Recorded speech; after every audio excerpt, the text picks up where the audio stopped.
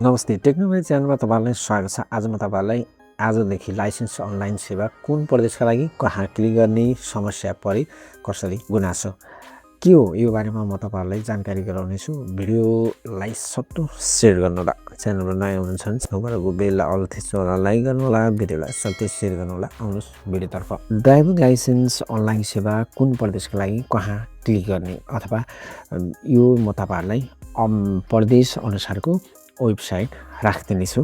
तपाईँहरूले पछि त्यहाँबाट काम गर्न सक्नुहुनेछ। अथवा म भिडियोको अन्तिममा तपाईँ जस्तो अनलाइन सेवा कुन क्लिक गर्ने, कहाँ क्लिक गर्ने भन्ने राख्दिनेछु। भिडियोलाई स्क्रिनमा गर्नुहोला। यातायात व्यवस्था विभागले आज शुक्रबार अथवा साउन 1 गतेदेखि सहरी चालक अनुमति पत्र ड्राइभिङ लाइसेन्सको आवेदन नवीकरण र रासो भुक्तानीलाई पूर्ण रूपमा अनलाइन प्रणालीमा लगेको छ। अब सेवाग्राहीले राष्ट्रिय परिचय पत्र वा नागरिक एपमा रहेको QR कोड स्क्यान गरी आवेदन फारममा आफ्ना व्यक्तिगत विवरणहरू स्वत भर्न अटोफिल सक्नेछन्। यसैसँगै लाइसेन्स आवेदन नवीकरण र रासो भुक्तानीका लागि कार्यालय धाउनुपर्ने झन्झटको अन्त्य भएको छ। यद्यपि अनलाइन सेवाका लागि विभागले प्रदेशअनुसार फरक वेब पोर्टलहरू निर्धारण गरेको छ। सम्बन्धित प्रदेशका सेवाग्राहीले सोही अनुसार लिङ्क गरेर आवेदन दिन सक्नेछन्। प्रदेशअनुसार आवेदन दिने पोर्टलहरू म तपाईँहरूलाई यहाँनिर राखिदिनेछु। तपाईँहरूले यहाँबाट स्क्रिनसट गरेर पनि जान सक्नुहुन्छ अथवा वेबसाइटमा गएर पनि हेर्न सक्नुहुन्छ। अथवा तपाईँहरूले गुगलमा गएर जस्तै कोशी प्रदेश भनेर तपाईँले त्यहाँनिर त्यसरी पनि सर्च गर्न सक्नुहुन्छ। जस्तै यहाँनिर म तपाईँहरूलाई राखिदिनेछु। जस्तै प्रदेश भयो, मधेस प्रदेशको लागि चाहिँ edlvrs.madhesh.gov.np मधेस प्रदेशको तपाईँहरूले यहाँनिर यो मैले स्क्रिनमा पनि राखिदिएको छु। यसरी पनि तपाईँहरूले गुगलमा गएर पनि खोज्न सक्नुहुन्छ र त्यसरी पाउन सक्नुहुन्छ। जस्तै कोशी प्रदेशको edlvrs.koshi.gov.np भनेर तपाईँले कोशी प्रदेशको यहाँनिर हेर्न सक्नुहुन्छ अथवा तपाईँले स्क्रिनसट गरेर राख्न पनि सक्नुहुन्छ।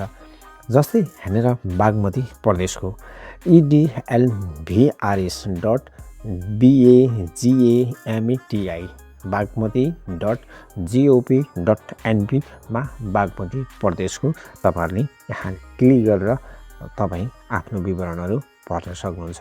गण्डकी प्रदेशको edlvrs.gandaki gandaki.gov.np मा गण्डकी प्रदेशमा तपाईँले क्लिक गर्न सक्नुहुन्छ। लुम्बिनी प्रदेशको edlvrs.lumbini.gov.np लुम्बिनी प्रदेशको क्लिक गरेर हेर्न सक्नुहुन्छ।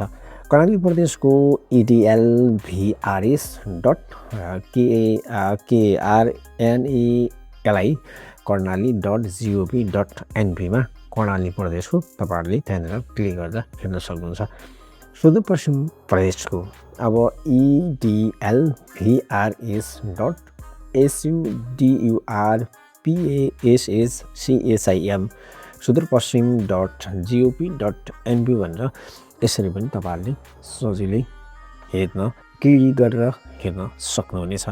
गुनासो सम्बोधन गर्ने निकायहरू अब जस्तै सेवा प्रवाहका लागि क्रममा आउने प्राविधिक समस्या वा गुनासो सम्बोधनका लागि केन्द्रमा विभागको जस्तै इमेलमा gunaso@dotm.gov.np मा सम्पर्क गर्न सकिन्छ। र तपाईँहरूले गुगलमा गएर जस्तै सुदूरपश्चिम प्रदेशको गुनासोको लागि तपाईँहरूले त्यहाँनिर कार्यालयको टेलिफोन नम्बर र तोकेको व्यक्ति अथवा विभागको केन्द्रमा रहेका विभागको फोन नम्बरहरू र इमेलहरू तपाईँहरूले त्यहाँ पनि राख्न सक्नुहुन्छ अथवा हेर्न सक्नुहुन्छ। प्रदेशअनुसारको गुनासो सम्बोधन गर्ने निकाय हुन्छ।